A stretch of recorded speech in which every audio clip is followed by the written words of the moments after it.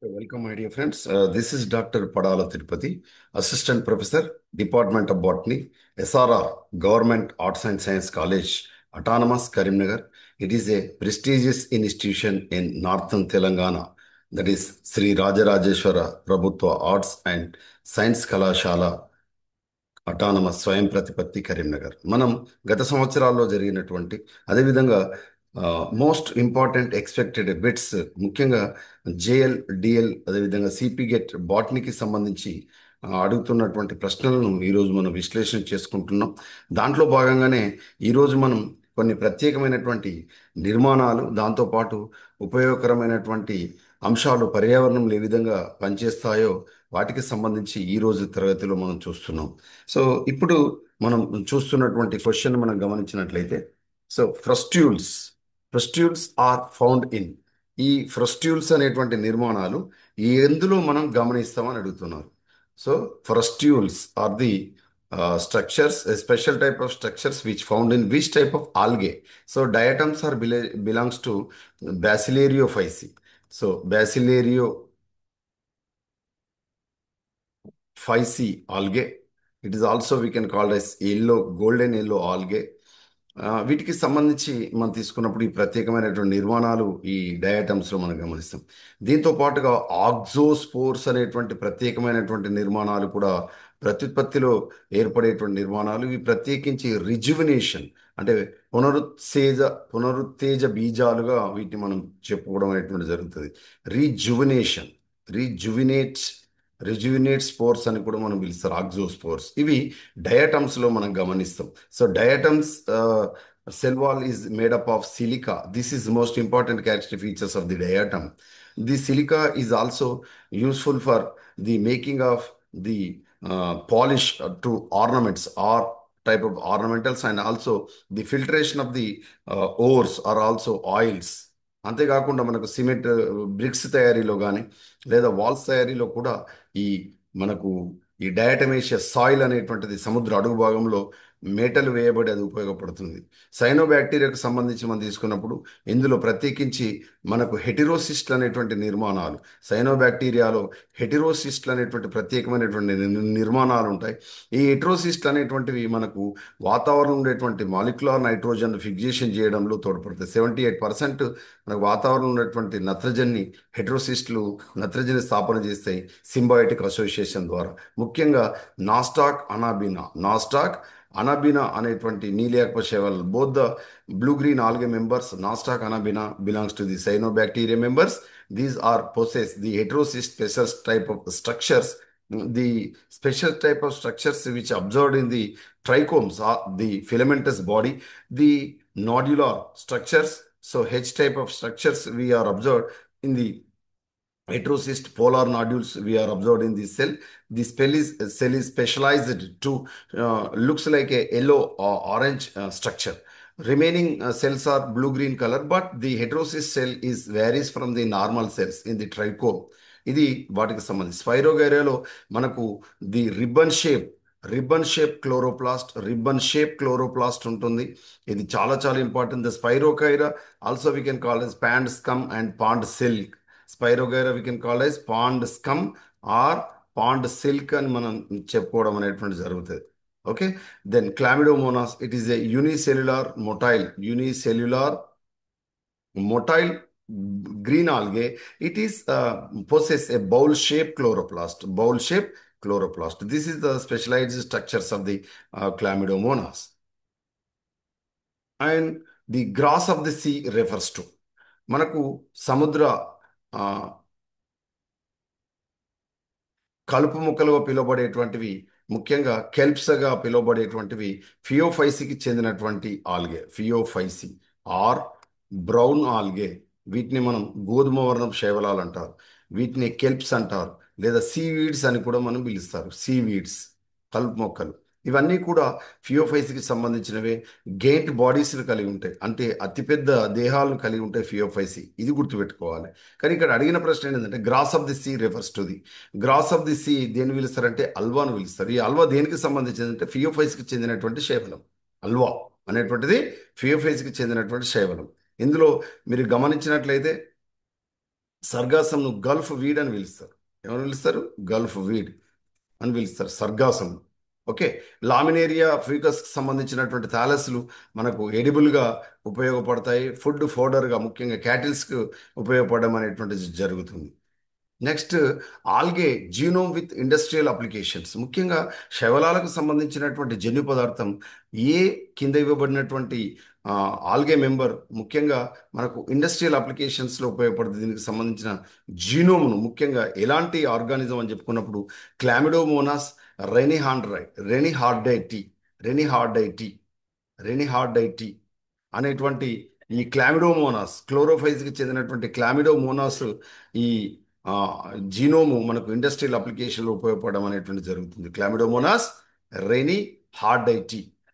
మనకు తెలుసు స్పైరోగైరను మనం ఏది పాండ్ సిల్క్ పాండ్ స్కమ్ అంటాము. ఇది రిబనాకార హరితరేణులు ఉంటాయి. పైరినాయిడ్స్ అనేటువంటివి ఆహార పదార్థాలు నిల్వ చేసేటువంటి స్టార్చ్ నిల్వ చేసేటువంటి ప్రత్యేకమైనటువంటి నిర్మాణాలు.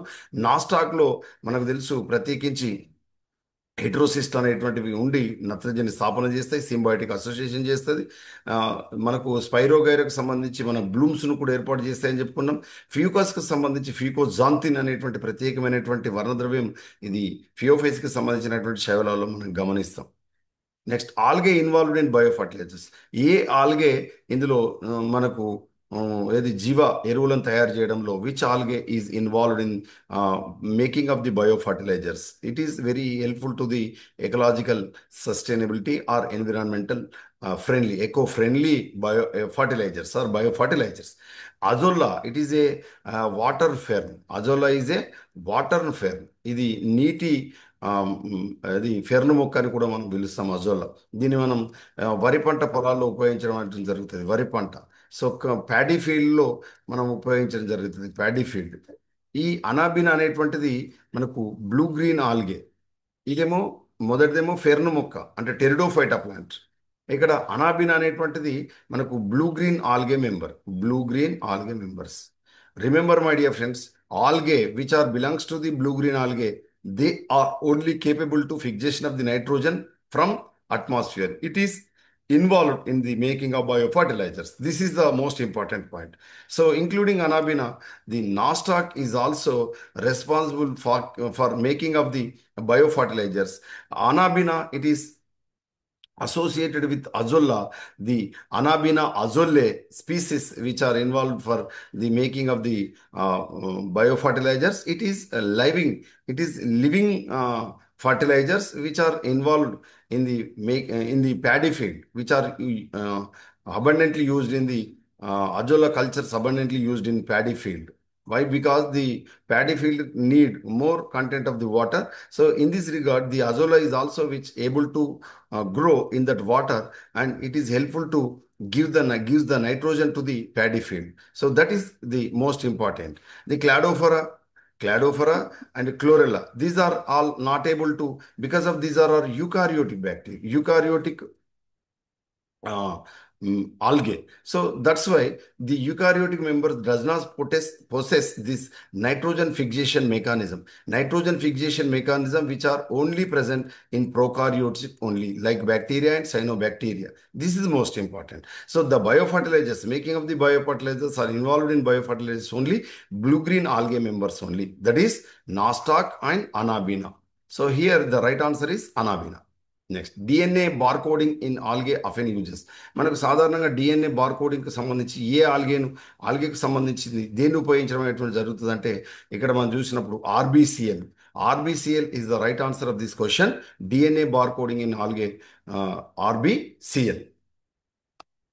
Then lichen algae partners are mostly మనకు తెలుసు. లైకెన్కి సంబంధించి మనకు తెలుసు lichen it a special type of organism which are going to combine to form lichens. One is phycobionts, one is pycobiont, and the second one is mycobiont. Pycobiont means algae member, then mycobionts means fungal member. Okay, the algae members generally they are green algae or green algae or blue green algae member, blue green algae members. And fungal members, most of the Ascomycotina or the Basidiolicotina. Basidio mycotina, Basidiomycotina. Fungal members are Ascomycotina members or Basidiomycotina members. In algae members in the lichens are majority of the algae they are belongs to the green algae, that is chlorophyce members. Then afterwards blue green algae, that is cyanophyce members. It is most important. If the lichens are associated with, or the green algae or the blue green algae are associated with Ascomycotina members, that lichen we can call as Ascolichens. Or if they are belongs to the algae members are associated with Basidiomycotina, the lichens we can call as Basidiolichens. అంటే ఆస్కోలైకెన్స్ అని పిలుస్తాము. ఎందుకు? ఆస్కోమైకోటినా శిలీంధ్రాలు కనుక ఈ లైకెన్లో సహజీవనం చేస్తాయి. ఒకవేళ బెసిడియోమైకోటినాకు సంబంధించినటువంటి శిలీంధ్రాలు ఈ శైవలాలతో కలిసి సహజీవనం చేస్తే వాటిని బెసిడియో లైకెన్స్ అని మనం పిలవడం అనేటువంటి జరుగుతుంది. ఓకేనా? Lichens are the pioneers of the plants succession and these are initiate the succession. These are the pioneers. Okay. The lichens are the pollution indicator plants, also called, because these are observed, identified the sulfur polluted areas. They are not grown in that area. Okay. So then red algae, blue green algae, and brown algae. Here, the next one after green algae, the next are we give priority in the lichens, blue green algae members. Then carposporophyte is, remember my dear friend, the carposporophyte which is associated with algae, especially red algae, Polysiphonia we are observed. Polysiphonia organism, Polysiphonia, red algae member, Rhodophyceae members, ఎరుపూర్ణ శైవలాలు అనేటువంటి పాలిసైఫోనియాలో కార్పోస్పోరోఫైట్ని మనం చూద్దాం. ఇది మనకు ట్రైఫేజిక్ life cycle ఇందులో మనం గమనిస్తాం. కార్పోస్పోరోఫైట్, అదేవిధంగా మనకు టెట్రాస్పోరోఫైట్. ఓకే. దెన్ ది నార్మల్ స్పొరాంజియో స్పోరోఫైట్కి సంబంధించి మనం ఇందులో మనం గమనిస్తాం. ఇక్కడ ట్రైఫేజిక్ లైఫ్ సైకిల్ మనం ఈ పాలిసైఫోనియాలో గమనిస్తాం. Triphasic life cycle. ఇక్కడ కార్పోస్పోరోఫైట్ అనేటువంటిది always in diploid condition. Remember my dear friends, carposporophyte, the ploidy of the chromosome, that is diploid condition we are observed in the carposporophyte. Okay. A benthic algae lives in. Remember, my dear friend, the algae, the phytoplanktons or phycoplanktons are also we can call as floating algae, that is associated with the surface of the water, and they are free floating on the surface of the aquatic environment. But the benthic algae, benthic means these are associated with the soil or the lower space or the substrate of the pond or the stagnant water. So these benthic algae lives at the very deeper region or the attached to the substrate. అంటే బెంతిక్ algae అని దేని పిలుస్తారంటే, సముద్రం కానీ లేదా అదేవిధంగా pond, కుంట కానీ చెరువు కానీ నిల్వ ఉండేటువంటి నీటి యొక్క ఆధార భాగాల్లో అతకబడి పెరిగేటువంటివి మనం బెంతిక్ ఆల్గే మనం పిలుస్తాం. సాధారణంగా మనకు ఫియోఫైసి లేదా రోడోఫైసికి సంబంధించినటువంటి శైవలాలు మనకు ఈ హోల్డ్ ఫ్లాస్ట్ అంటే కింది పీట కణాన్ని మనం ఏమని పిలుస్తామంటే హోల్డ్ ఫాస్ట్ అని పిలుస్తాం. ఈ హోల్డ్ ఫాస్ట్ చేత అతకబడి మనకు లామినేరియనే కావచ్చు, అదేవిధంగా పోర్ఫైరేనే కావచ్చు, లేదా మనకు ఈ అల్వా కావచ్చు, ఈ ఫియోఫైస్కి సంబంధించినటువంటి రోడోఫైస్కి సంబంధించినటువంటి పాలిసైఫోనియానే కావచ్చు. ఇలాంటి శైవలాలన్నీ హోల్డ్ ఫాస్ట్ పీఠకణం చేత ఆధారానికి అతకబడి మనకు బెంతిక ఆల్గేగా మనం నివసించడం అనేటువంటి జరుగుతుంది.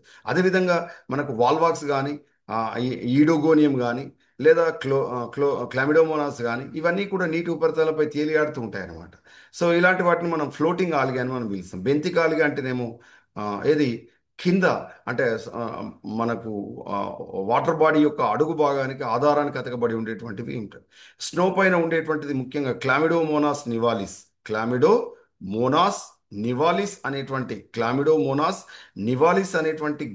Green algae which is responsible for the colour of the snow.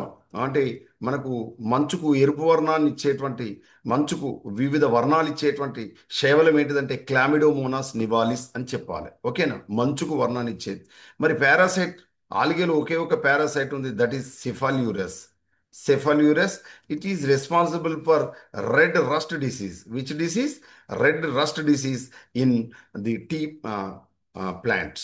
So తేయాకు మొక్కల్లో, పత్రాల్లో ఎర్ర కుంకుమ తెగులు కలిగించేటువంటి శైవలం ఏది ఉందంటే సెఫల్యూరస్, ఇది గుర్తుపెట్టుకోండి.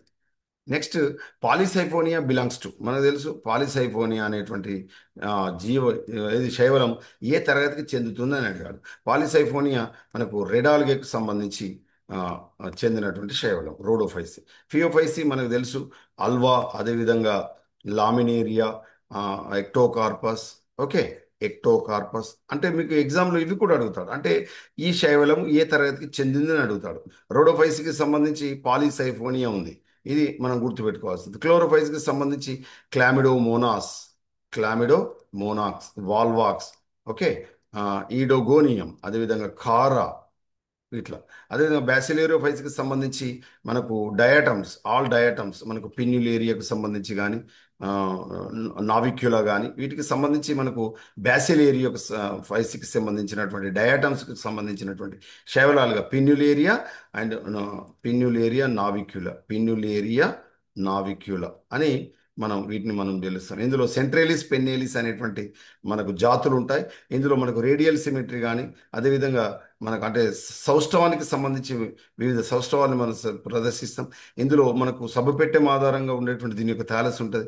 ఇది ఎపితీక, అదేవిధంగా హైపోతీకగా మనం పిలవడం అనేటువంటిది జరుగుతుంది. ఇట్లా సబ్బుపెట్టె మాదిరిగా ఉంటాయి. ఇది మనకు సిమెట్రీకి సంబంధించి సెంట్రలిస్ పెన్నేలిస్ జాతులు ఉంటాయి. బ్యాసిలేరియోఫైస్కి సంబంధించి సముద్ర శైవలాలు. ఇంకా ఇవాళటికి సంబంధించినటువంటి లాస్ట్ టాపిక్ ఏంటంటే algae are considered primary producers because, శైవలాలను ఎందుకు మనకు ప్రాథమిక ఉత్పత్తిదారులు అని పిలుస్తారు. Why we can called as primary ప్రొడ్యూసర్స్గా మనం పిలుస్తాం. ఆక్సిజన్ను ఏది ఫిక్జేషన్ చేస్తుందా, నైట్రోజన్ ఫిక్జేషన్ చేస్తుందా, సల్ఫర్ని ఫిక్జేట్ చేస్తుందా అంటే no.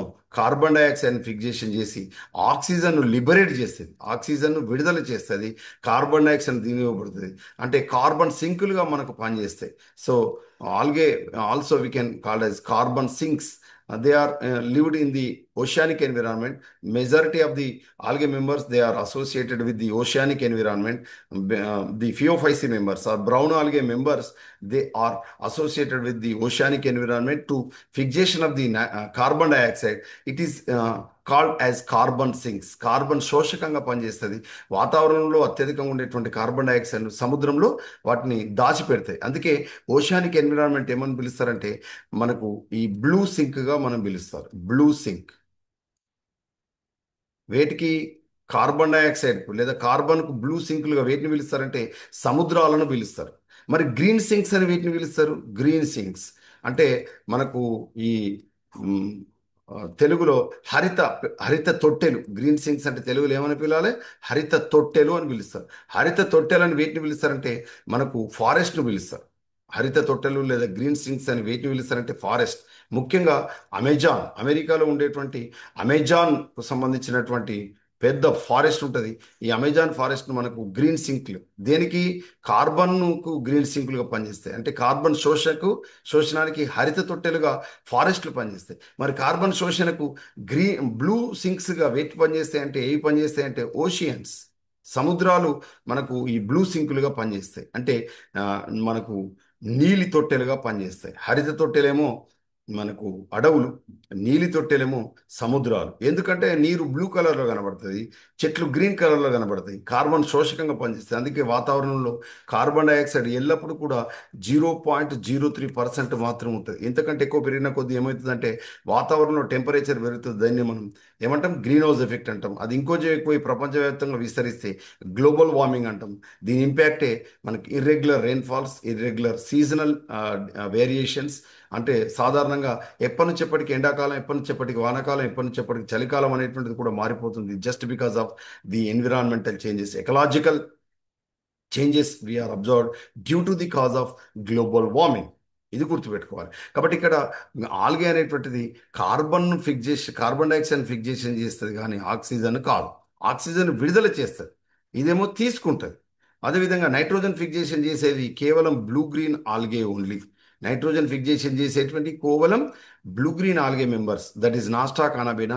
Due to the presence of heterocyst, it is having the nitrogen fixing mechanism, nip genes and nitrogenase engine. And fixation of the sulphur. అసలు సల్ఫర్కు సంబంధించి ముఖ్యంగా ఫిక్జేషన్ చేసేటువంటి శైవలాలు ఏవి కూడా ఇక్కడ లేవు. అయితే ముఖ్యంగా ఈ మనకు బారా లోహ మూలకాలకు అంటే హెవీ మెటల్స్కి సంబంధించి మనకు తీసుకున్నప్పుడు థోరియం కానీ, ప్లూటోనియం కానీ, యురేనియం కానీ వీటికి సంబంధించినటువంటివి ఈ ఆల్గే ముఖ్యంగా అనాబిన్ అనేటువంటిది ఈ మనకు ఫెర్న్ వాటర్ ఫెర్గా చెప్పబడేటువంటి మనకు అజొల్లా అనేటువంటి ఫెర్తో కలిసి ఆ ప్యాడీ ఫీల్డ్లో కానీ అక్కడ అక్కడ ఏ వెట్ కండిషన్స్ ఉండేటువంటి ప్రాంతంలో మాత్రం భారలోహ మూలకాలను అది అబ్జర్వ్ చేస్తుంది. ఇది ఈ రోజుకు సంబంధించినటువంటి topic. So tomorrow we will next class we will going to discuss my dear friends. I will stop here. During my class, if you have any doubt, please interact with me through YouTube channel, and we'll upload this video immediately in WhatsApp, YouTube. If you have any doubt, even though you can chat in the chat box. Okay, I will stop here, my dear friends. I will continue the next class. If you have any doubt, please ask me. I wish you all success, my dear friends.